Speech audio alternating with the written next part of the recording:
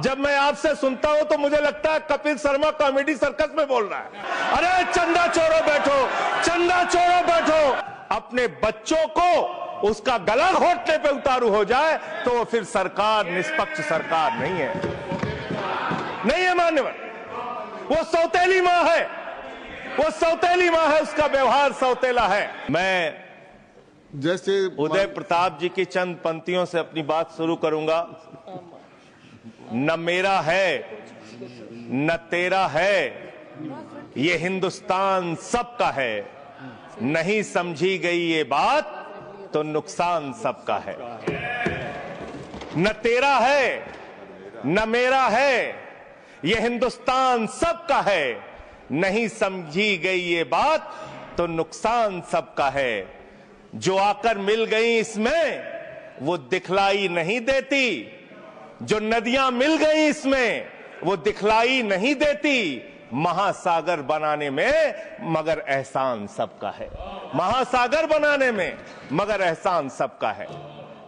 मान्यवर, हम लोग बचपन से एक शब्द सुनते आए, सरकार माई बाप।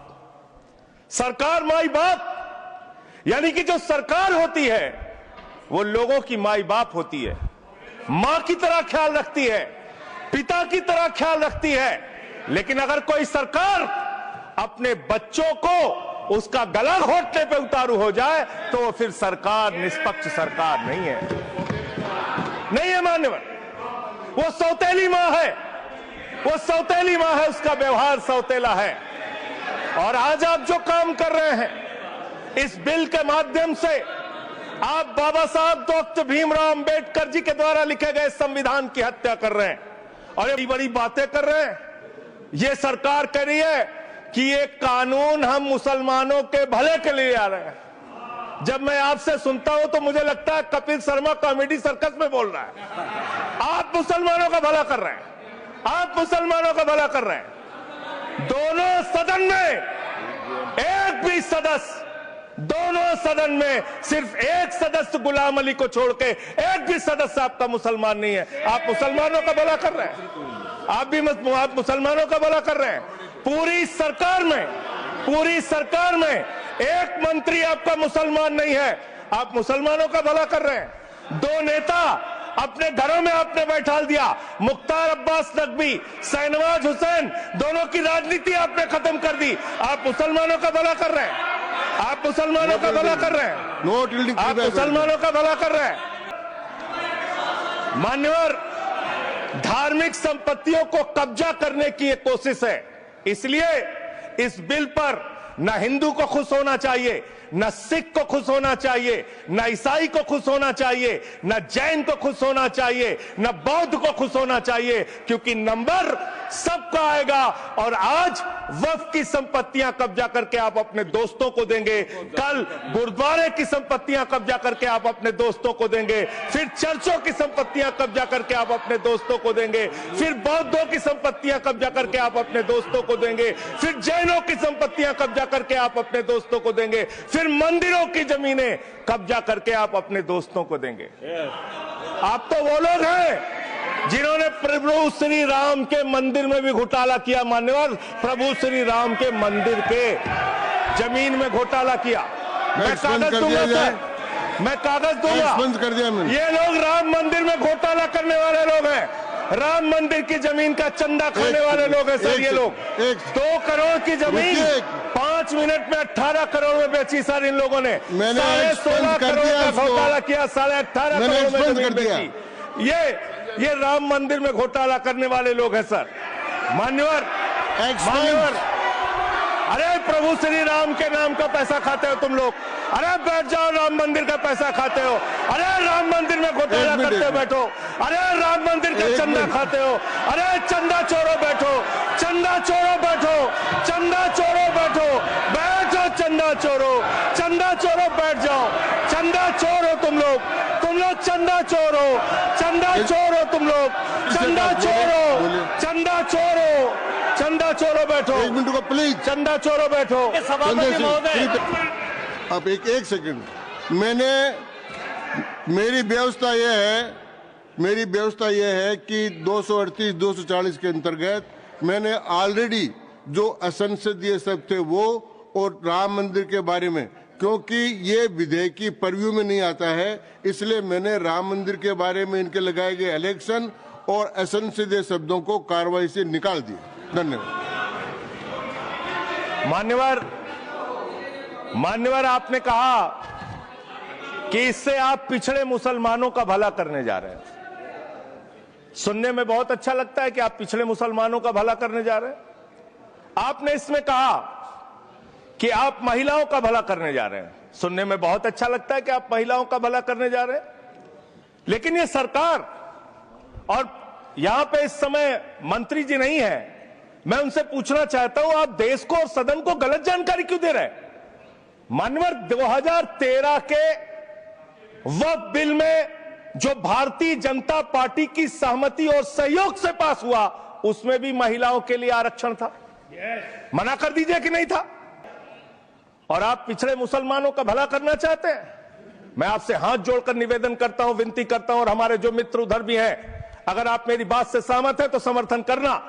समाज में छुआछूत को, बीमारी को मिटाने के लिए चलिए उठाते हैं कदम, और अगले सत्र में एक बिल लेके आइए। जितने भी हिंदुओं की कमेटियां हैं, ट्रस्ट है, बोर्ड है, उन सारे ट्रस्ट और कमेटियों में 80% आरक्षण दलित, आदिवासी और पिछड़े हिंदुओं को दीजिए। मैं समर्थन करूंगा आपका, माला पहनाऊंगा आपको।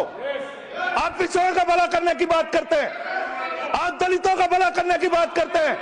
आपकी मातृ संस्था आरएसएस 100 साल तक आपने एक भी दलित, पिछड़ा और आदिवासी, एक भी महिला को आज तक आरएसएस का प्रमुख नहीं बनाया। आप दलितों और पिछड़ों और आदिवासियों की आरएसएस के बारे में भला करने की बात करते कर हैं, और किसी गलतफहमी में मत रहिए। आपको लोकसभा के चुनाव में मात्र 36% वोट मिला है। इस देश की 64% आबादी आज भी आपके खिलाफ है, आज भी आपके खिलाफ खड़ी है। किसी गलतफहमी में मत रहिए। बड़ी बड़ी सत्ता उखड़ गई और चली गई। मान्यवर, आपने इसमें लिखा बिल के अंदर कि वक्फ कमेटी के अंदर गैर मुसलमान इसका सदस्य बन सकता है। आप क्या गुरुद्वारा कमेटी के अंदर गैर सिख को मेंबर बना सकते हैं? क्या ईसाई कमेटी के अंदर गैर ईसाई को सदस्य बना सकते हैं? क्या बौद्धों की कमेटी के अंदर गैर बौद्ध को, क्या जैनों की कमेटी के अंदर गैर जैन को आप मेंबर बना सकते हैं? और इतना ही नहीं, क्या आप हिंदुओं के ट्रस्ट में, मंदिर के ट्रस्ट में आप क्या गैर हिंदू को मेंबर बना सकते हैं? नहीं बना सकते, नहीं बना सकते। चेयरमैन साहब, district magistrate of Ayodhya will be ex officio trustee who will be a practicing Hindu. If the DM is not Hindu, then additional district magistrate will be an ex officio member of the trust. हम इसका समर्थन करते हैं sir. Hindu धर्म के trust में हिंदू को member होना चाहिए, आपने लिखा, हम इसका समर्थन करते हैं। लेकिन आप दूसरे धर्मों के ऊपर कह रहे हैं। कल को आप गुरुद्वारा कमेटियों में कहेंगे सिख नहीं, दूसरे धर्म के लोग इसमें आएंगे। कल को आप जैन कमेटियों में घुसड़ेंगे, बौद्धों की कमेटियों में घुसड़ेंगे। ये बात गलत है। ये पूरी 2020 में मान्यवर, इस भारत की सरकार ने, मोदी जी की सरकार ने शपथ पत्र दिया सुप्रीम कोर्ट में। से क्या लिखा हुआ है? 99% वक्फ की संपत्तियां डिजिटाइज हो चुकी हैं। मुख्तार अब्बास नकवी साहब आपके मंत्री थे, उनका बयान है 100% वक्फ की संपत्तियां डिजिटाइज हो चुकी हैं। तो जब आप सारी संपत्तियां डिजिटाइज कर चुके हैं, सब कुछ ऑनलाइन कर चुके हैं वामसी पोर्टल में, सारे कागजात जांच चुके हैं, तो क्या आप फसाद कराने के लिए फिर से कागज मांग रहे हैं? फसाद कराने के लिए आप फसाद कराने के लिए कागज मांग रहे हैं? आप फसाद कराने वाले हिंदू हैं, हम सौहार्द फैलाने वाले हिंदू हैं। यह बुनियादी काम आपने देश के अंदर बहुत अच्छा शुरू कर दिया। आप एक काम करते हैं, देखो मुसलमानों को ठीक कर रहा हूं, दूसरी तरफ महंगाई बढ़ रही है, नुकसान हिंदुओं का। 94 लाख करोड़ रुपए शेयर बाजार में डूब रहा है, नुकसान हिंदुओं का। 11 लाख बच्चे स्कूलों से बाहर निकल गए, नुकसान हिंदुओं का। तो मुसलमानों का को ठीक करने के नाम पर आप नुकसान देश के करोड़ों हिंदुओं का भी कर रहे हैं। इसलिए ये सब बातें करके देश में आप नफरत फैला के ये सब झगड़े फसाद के काम मत कीजिए। और अंत में आपसे एक ही बात कहना चाहता हूं, अभी भी वो मौका है इस बिल को जो गैर संवैधानिक है, जो बाबा साहब के संविधान के खिलाफ है, इसको वापस लीजिए। धन्यवाद। श्री